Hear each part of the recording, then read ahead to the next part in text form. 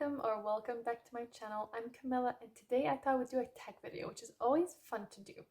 And the tag video I'm doing today is the rating and reviews tag by Gunpowder Fiction and Plot. I saw it on Rosie Cockshot's channel and then I went to the discussion on Gunpowder Fiction and Plot and I just love it. I think it's so relevant to like us all who are out here reviewing books all the time and talking about books. I will link both videos I've just mentioned down below. Yeah, I just love their conversations about it and their responses to some of the questions. I wasn't tagged, but I'm tagging myself. And I'm doing this because it's just, yeah, it sounded like a fun one. So let's dive right in. The first question, well, it's not really a question, but it was tag some folks.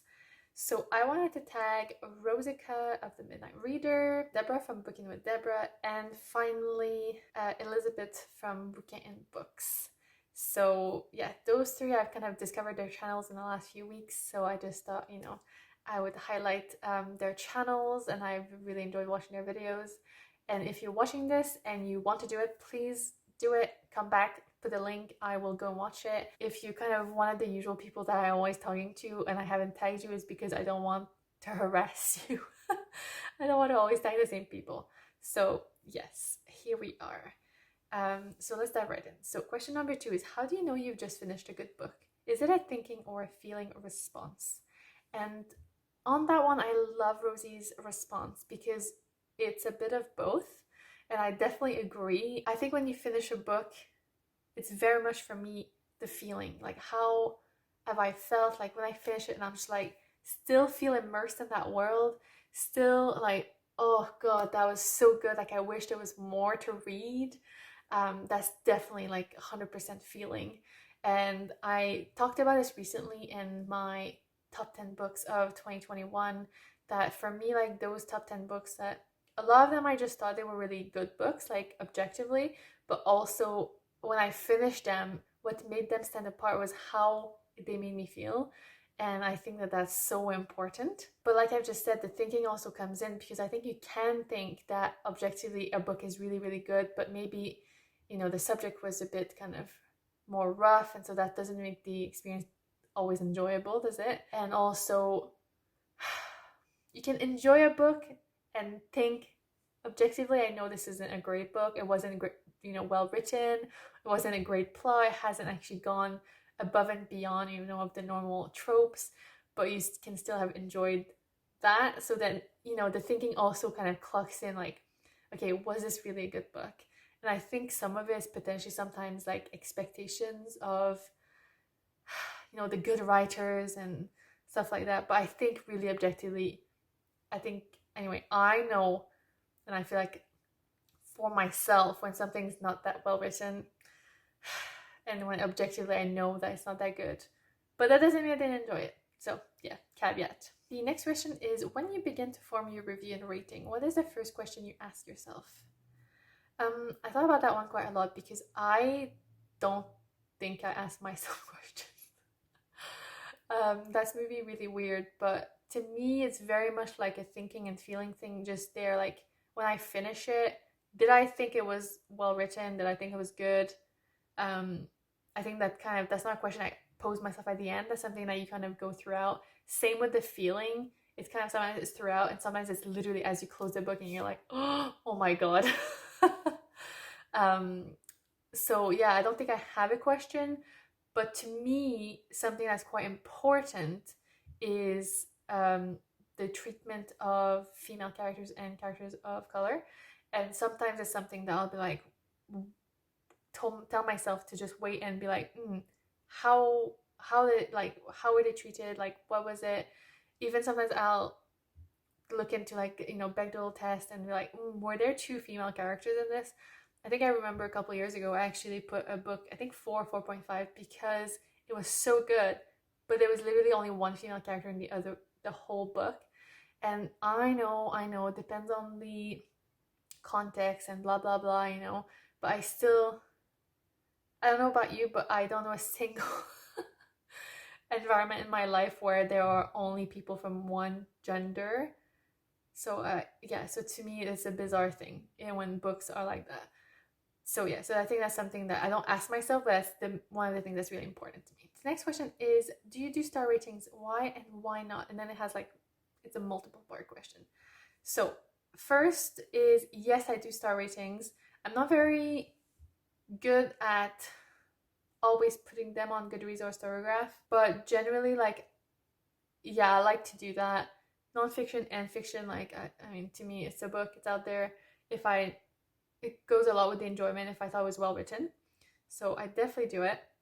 And then in the second part of the question, we go, if yes, explain your star rating system. What does a good book get in your rating system? Okay, that's one of the things I thought was really interesting when I was watching the videos, because I think it was last year on Twitter, people were talking about how shameful it was that people rated books 3-star and said it was good. And I was like, well, that's what I do. So to me, 1 star is like mediocre. And I don't think I've ever rated a book 1 star, mostly because, like, why would I be reading that book? A 2-star for me is below average. Like, it has done something that I find is bad or offensive. And there's been a couple in the recent years. 3 to me is like the average. And that's why most of my, I guess, star rating and reviews are in around 3, because I feel like most books are average. I mean, that's why average is average. So 3 is good to me. 3 is, I enjoyed it. It wasn't spectacular. It didn't like blow my socks off. It didn't go above and beyond, you know? So I think like 3 is like the middle point. 2 is like it had done something bad. And 4 is something good on top of the average. So 4 to me is usually a great book. You know, I think it did something that was almost like above and beyond. Like, it did something extra to me. Like, maybe it went over like a trope and it twisted it, and I was like, oh my god, I've never seen that, or I never read a book like that. And a 5 to me is an incredible book that I think I'm gonna love forever. And that's not always consistent, but I don't have that many 5-star reads, but I think it's almost like a perfect book. Like, for me, perfect for me, because I know it's not, but perfect for me, that I wouldn't change a thing about it. So yeah, that's my star rating. And I realize that that's not for everyone, but I think that's why it's so important to talk about, because it's so subjective. Oh, right. And then the next part is your star rating consistent? I.e., are all of your 5-star books better than all of your 4-star books? No, and I will explain. So to me, it's not consistent because I don't punch down. So obviously there are smaller authors and stuff like that that I feel like I'm more likely, especially if it's a debut novel of something, like I'm less likely to want to be like, oh, chew, like I really didn't like it. Like, I think I'll try to find positives and try to be constructive and kind and all of that. But then obviously I won't be as potentially lenient with maybe if it's a 20th book by an author and it's super popular bestseller, and I may be a bit more kind of truthful and maybe a bit more harsh, like a bit more critical of those books. So I think that's why my star rating is inconsistent. And also sometimes like, you just can't compare pears and oranges. Pears and oranges? I don't think that's the expression, but you know, you can't compare things that are just slightly different. You know, like between fantasy and contemporary and literary, like all of these things are just so, they're so different and they make you feel different. So it's difficult to be consistent. I do believe that all my first 5-star reads are better. I definitely think there are 4-star reads that could potentially be 5, but I think all my 5-star reads definitely wouldn't be lower. So I don't know if that's completely answering the question, but yeah. Question number 5. Do you believe every book has its perfect reader? Does this contradict the idea that a book can be bad? I do believe that every book has its perfect reader, because as a writer, I feel like you write the book that you want to read. So for that reason, simply, I believe that every book has its perfect reader, because you won't be alone in wanting to read that kind of experiences or plot or character or, you know, all of that. So I do believe that there's a perfect reader for every book. But then the second part of the question is, does this contradict the idea of a book can be bad? And I don't think it contradicts it, because tastes are subjective. And also, you can like a bad book because it was a fun plot or something like that, but know that objectively speaking, like I said earlier, it's not that good of a book.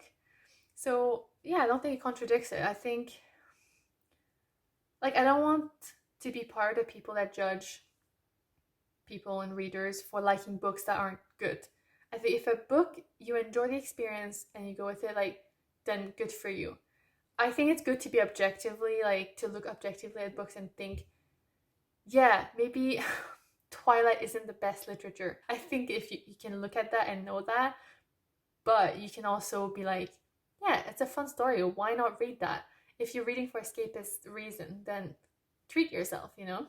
I don't want to be judging anyone for their tastes and what they read. Question number 6. What book that you hated have you recommended? I don't think I've ever recommended a book that I hated.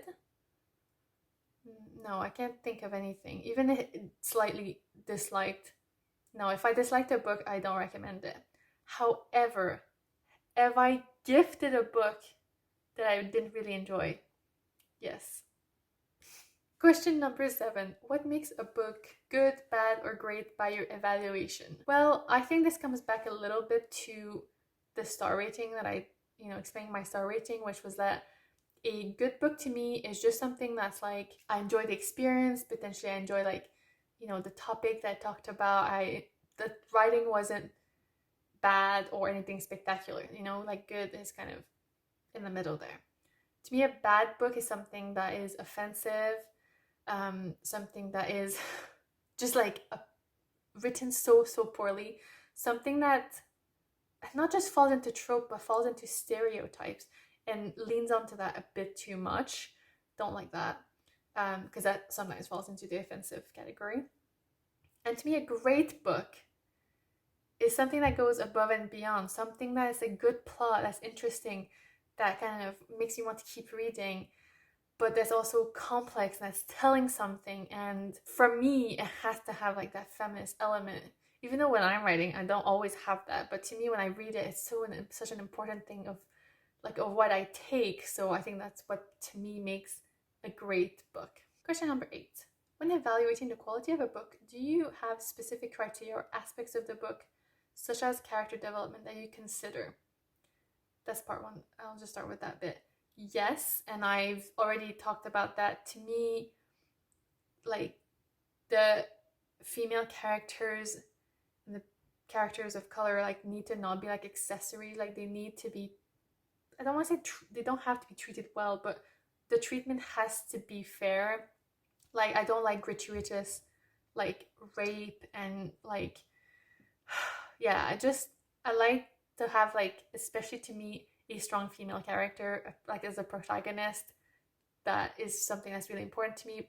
That doesn't mean that I'll only read book with a female protagonist, but that's something that I just really love. And if it's not a protagonist, then I hope that the female character is not used as a plot device, or like that's kind of the main thing for me. And then secondly, in the question 8 is, does this change if you are writing an in-depth review versus was just thinking about the book for enjoyment? Yes and no. So I think when I want to do a more in-depth look into a book, and I feel like Booktube has really kind of made me do this a bit more, like I reflect a lot more on the books that I read and what they mean to me and mean also in the larger society as well, is see, when I read a book for enjoyment, which that's all the books, I close it and I'm just like, oh, I love that, or oh, I didn't like that. And obviously if then I want to talk about it, or go into a book club or stuff like that, that matters even more to me at that point, because I think the questions I potentially ask myself when it's just a little bit kind of, I finished it, it was good, it was bad, whatever, is a bit more superficial, and I just go so much more in depth into, oh yeah, maybe I see a pattern in the writing, in terms of, I mean, when you start seeing it, like, sometimes it's like, oh, all of the characters of color have died. Interesting, isn't it?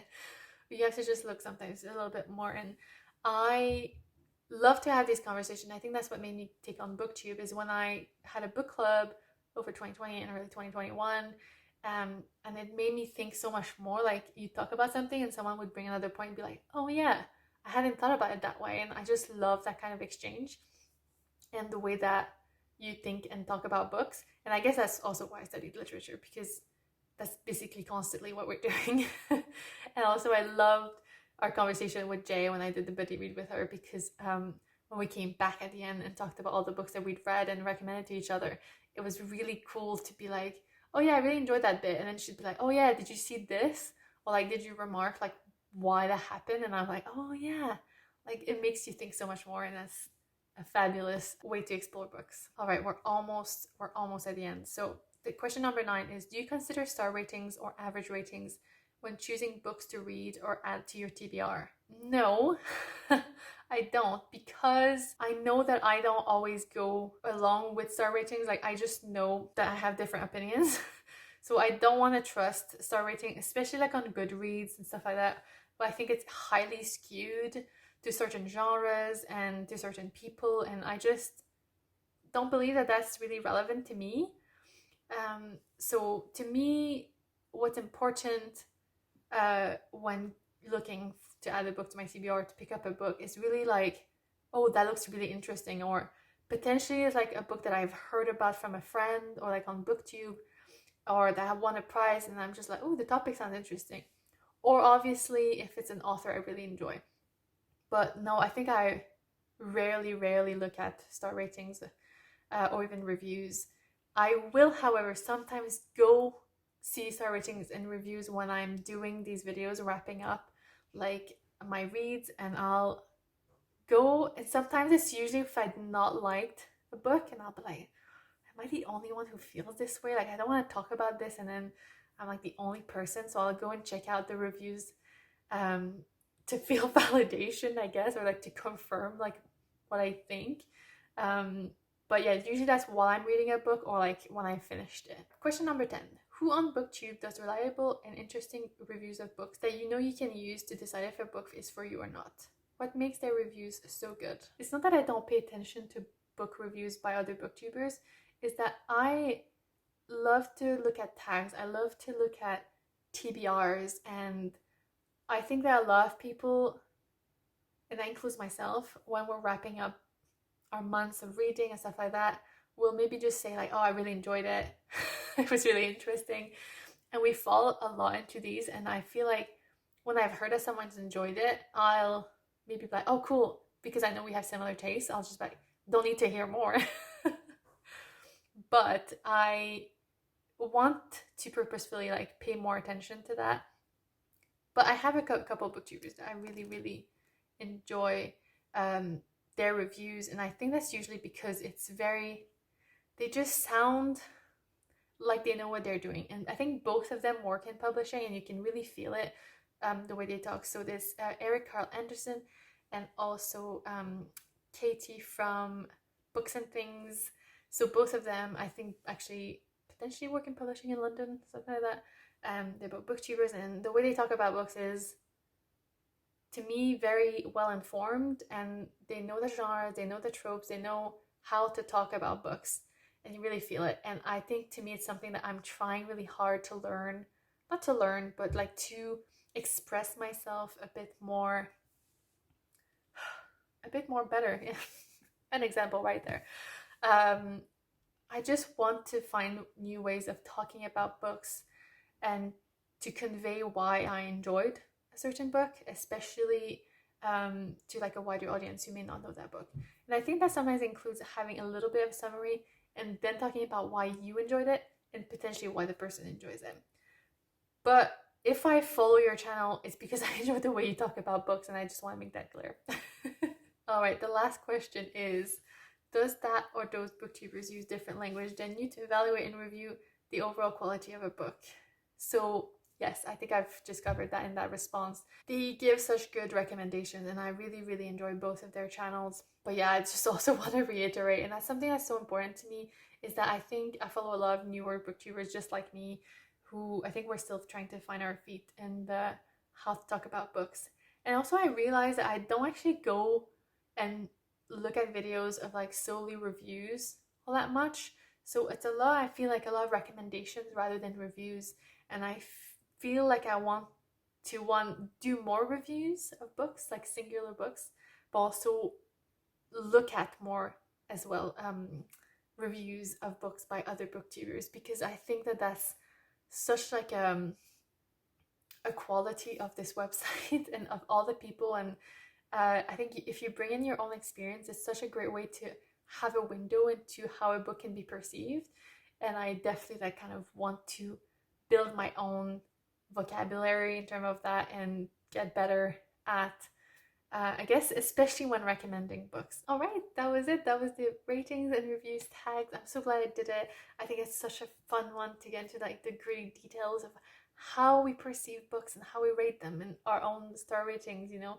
And I think it's so important because it's so subjective and personal, isn't it? Like the way we approach them and the way we approach our star rating. Like for me, 3 is good, and I know that that's not for everyone, but that's just how I rate things. So yes, congrats if you made it to the end of this. I'm assuming gonna be a very long video, and I wanted to invite you to do this tag if you want to, and even if I haven't tagged you, you can come back and leave the link of your video, because I would love to watch it. Actually, I would love to watch it by everyone I follow, because I want to know how all of you, you know, look at books and rate them, and the way that you potentially also approach like the wording you use when you're doing reviews, because I think I want to learn to be better at reviewing books and talking about books in a way that will touch like a larger audience, especially those who potentially haven't read those books, but also those who have read it and want to know what other people thought, you know. I think it's those two different aspects of reviewing books, especially on Booktube. So yes, I hope this starts a conversation. Thank you to the original, you know, Gunpowder Fiction and Plot for starting this, because it's such a good one. And again, thank you so much for watching, and I see you back. Bye.